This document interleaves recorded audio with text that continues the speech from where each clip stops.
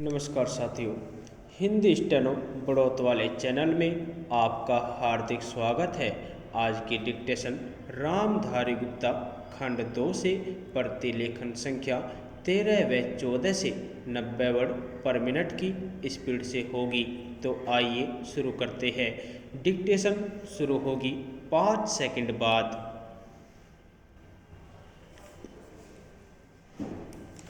Start.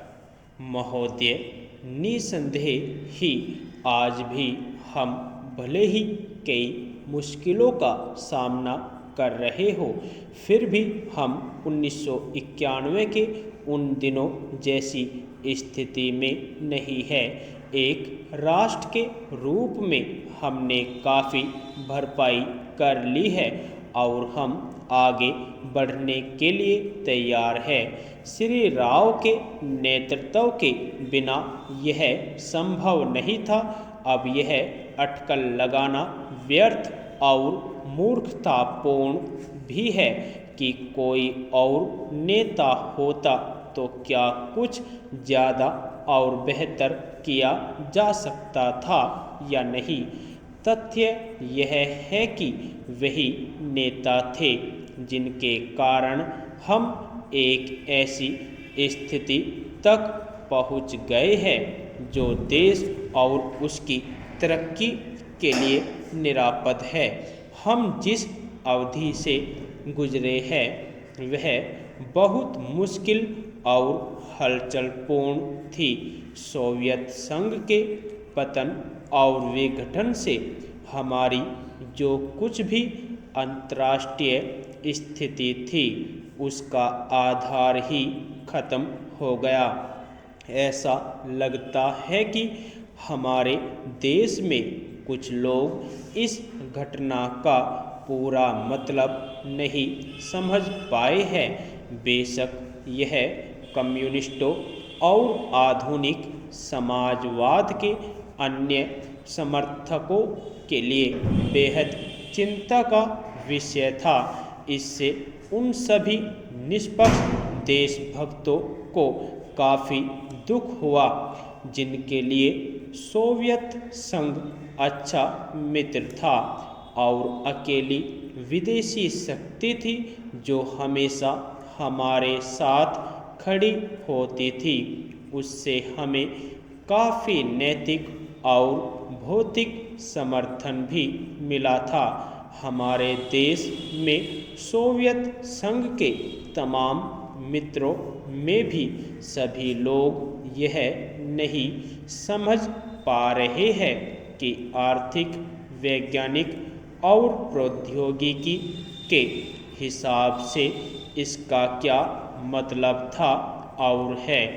जब हमें सख्त ज़रूरत थी तो कोई ऐसा नहीं था जिसकी ओर हम देखते। घबराने और अपने देश को दिवालिया राष्ट्र घोषित करने के बजाय प्रधानमंत्री ने मुश्किलों का डटकर मुकाबला किया। हमें इस संकट से निकालने की व्यवस्था की और साहस के साथ देश को एक नए आर्थिक रास्ते पर अग्रसर किया। कांग्रेस ने अपने चुनाव घोषणा पत्र में इसकी मोटी रूपरेखा न बना ली होती तो बेशक यह संभव न हो पाता। इस घोषणा पत्र के मुख्य निर्माता स्वयं राजीव गांधी थे और इसे तैयार करने में श्री राव उनके मुख्य सहायक थे। देश को संकट से उबारने और नए आर्थिक रास्ते पर ले जाने में बेशक मनमोहन सिंह की देशभक्ति, विद्वत्ता और ख्याति महत्वपूर्ण कारण थे। नई आर्थिक नीति जनता के हित में नहीं है। इस काल्पनिक तथ्य को लेकर काफ़ी हंगामा मचाया जा रहा है। इसके उलट अगर उसे अपेक्षित ढंग से लागू नहीं किया जा रहा है, तो इसकी वजह यह है कि जनता के नाम पर हर तरह की आंशिक और कॉरपोरेट मांगे पूरी की जा रही है। प्रधानमंत्री ने दो महत्वपूर्ण तरीकों से नई आर्थिक नीतियां बनाने में अपना योगदान दिया है। सबसे पहले तो उन्होंने नई नीति लागू करने के लिए मध्यम मार्ग अपनाने पर जोर दिया है। नए आर्थिक कार्यक्रम को लागू करने में उन्होंने जो दूसरा महत्वपूर्ण योगदान किया है वह है इसके पक्ष में राष्ट्रीय सहमति बनाना। महोदय, हमारे देश में राजनीतिक विचारों में जितनी भिन्नता है उसके मद्देनज़र यह एक असाधारण बात है, जबकि इनमें से ज़्यादातर लोग यही ठाने रहते हैं कि चाहे जो हो और जो भी मुद्दा हो उन्हें विरोध करना है। चुनावों में झटकों और यदाकदा टेढ़े मेढ़े रास्तों के बावजूद प्रधानमंत्री के नेतृत्व में जो नई आर्थिक नीति बनाई गई है उसे राष्ट्रीय स्तर पर स्वीकार कर लिया गया है। माकपा से लेकर जनता दल और भाजपा तक आर्थिक क्षेत्र में मूलभूत सुधार के अलावा पंजाब में नाटकीय बदलाव आया है। बंदूक की लड़ाई की जगह अब पूरी तरह बेल्ट की लड़ाई ने ले ली है। उस प्रदेश की जनता के लिए यह दूसरी आज़ादी से कुछ कम नहीं है। असम और उत्तर पूर्व के कई हिस्सों में भी ऐसे बदलाव आए हैं, हालांकि वे पंजाब जैसे नहीं है। ऐसा समझना कि आतंकवाद का खतरा टल गया है बेशक गलत होगा, पर जो सफलताएं हमने पाई है उन्हें स्वीकार न करना कम गलत नहीं होगा। पंचायत और स्थानीय निकायों के चुनाव कराने को भी साधारण काम नहीं समझा जाना चाहिए। इस कदम से महात्मा गांधी के सपने और दिवंगत राजीव गांधी की लोकतंत्र के लिए प्रतिबद्धता फलीभूत हुई है। यह संविधान की अपेक्षाओं के अनुरूप लोकतांत्रिक क्रांति को आगे बढ़ाने का प्रतीक है। इससे हमारे राष्ट्र का लोकतांत्रिक आधार मजबूत हुआ है। हिंदुत्व के घटते उन्माद का ध्यान रखना भी उतना ही महत्वपूर्ण है।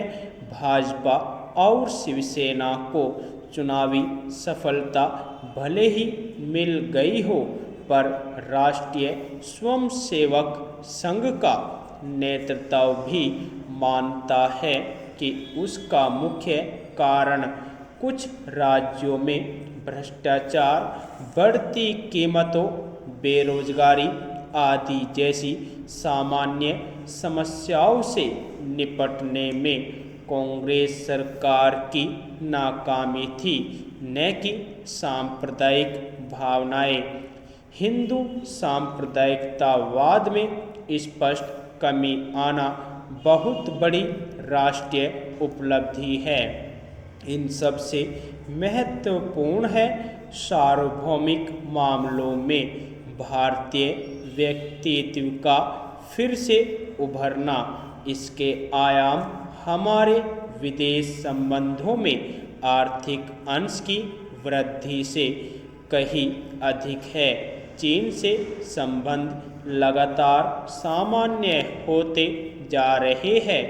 भारत ईरान संबंध फिर कायम हो गए हैं। इसी तरह दक्षिण अफ्रीका के साथ परस्पर लाभ के सहयोग की नई संभावनाएं बनी है। अमेरिका और अन्य विकसित पूंजीवादी देशों से सहयोग बढ़ाने की दिशा में समुचित ध्यान दिए जाने के बावजूद किसी भी मसले पर हम नहीं झुके हैं। समर्पण की बात तो दूर है, इसमें आर्थिक संबंधों के महत्वपूर्ण स्वरूपों के अलावा रक्षा का क्षेत्र भी शामिल है। इसका सबसे ताज़ा उदाहरण है परमाणु अप्रसार संधि के मामले में हमारा अपनी नीति पर कायम रहना, जबकि इसके लिए हम पर कई दिशाओं से भारी दबाव डाला गया। गुटनिरपेक्ष आंदोलन को नई नीति देने के प्रयास भी चल रहे हैं। इन सब उपलब्धियों को मिलाकर एक वाक्य यह है कि प्रधानमंत्री ने सबसे बड़ा काम यह किया कि हमारे देश में शासन पुनः स्थापित कर दिया और लोकतंत्र को सुदृढ़ बनाया। यदि आपको डिक्टेशन अच्छी लगी हो तो हमारे चैनल को सब्सक्राइब करें तथा वीडियो को लाइक व शेयर भी करें। धन्यवाद।